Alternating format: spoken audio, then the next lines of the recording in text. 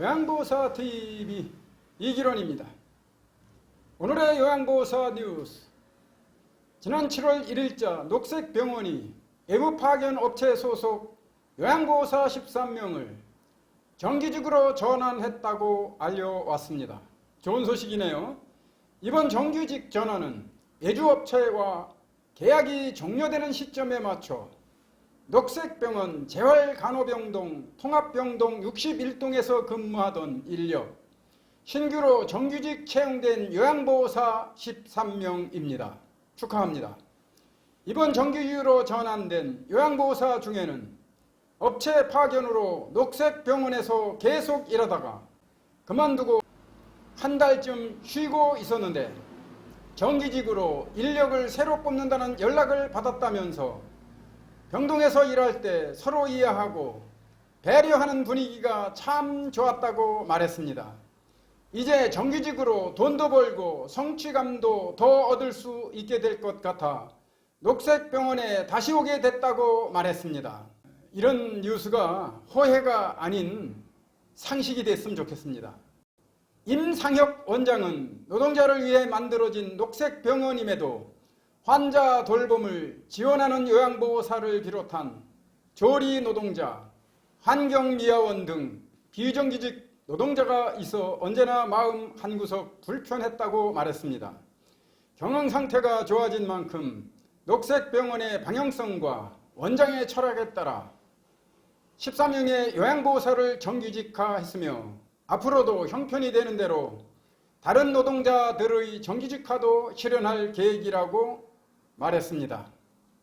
녹색병원은 원진레이온 직업병 투쟁의 성과로 만들어진 원진직업병관리재단에서 2003년 설립한 민간형 공익병원입니다. 2003년 개원 이후 지속적으로 산재 직업병 환자, 인권침해 피해자, 지역 내 소외계층을 돌보며 공익활동에 앞장서고 있습니다. 이를 계기로 외주를 주고 있는 요양병원들도 자각할 수 있었으면 좋겠습니다. 더 나아가 직접 고용이 상식인 노동세상이 속히 오기를 학수고대하겠습니다. 하청 요양보호사들도 정부가 직접 고용하라는 목소리를 크게 냈으면 좋겠다는 생각입니다. 요양보호사 직접 고용 주장 있기 없기, 있기, 더 나아가 공무원이 해야 할 공무인 요양서비스업을 민간의 외주, 하청을 준 복지부, 국민건강보험공단, 정부도 요양보호사를 직접 고용해야 할 것입니다.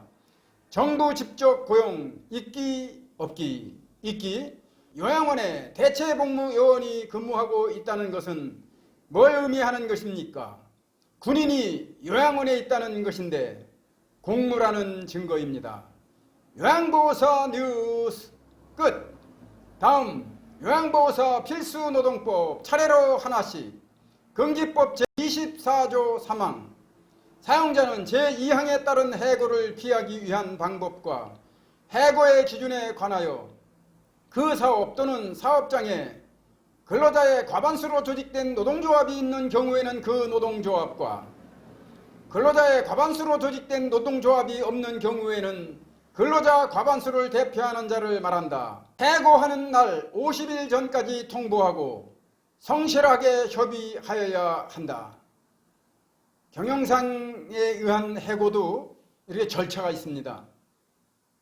이걸 해고 회피 노력이라고 하는데, 해고 회피 노력 첫째, 노동조합이나 근로자 대표와 해고하려는 날 전 50일 전까지 통보하고, 둘째, 성실하게 협의하고, 셋째, 고용노동부 장관에 신고해야 하는 것입니다.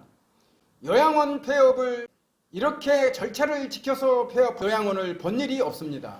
사표 내라고 할 때 해고에 무슨 사표입니까? 사표 못 내. 이렇게 말해야 된다고 했습니다. 경영상 이유에 의한 해고, 정리해고라고 하죠. 정리해고도 정한 절차를 지키지 아니하면 부당해고입니다.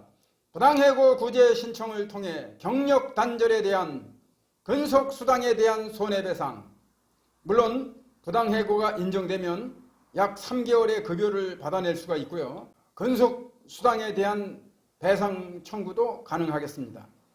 물론 실업급여는 퇴직 다음날 신청해서 받으면 됩니다. 오늘은 여기까지. 요양보호사 필수노동법 끝! 요양보호사 TV 이기론입니다.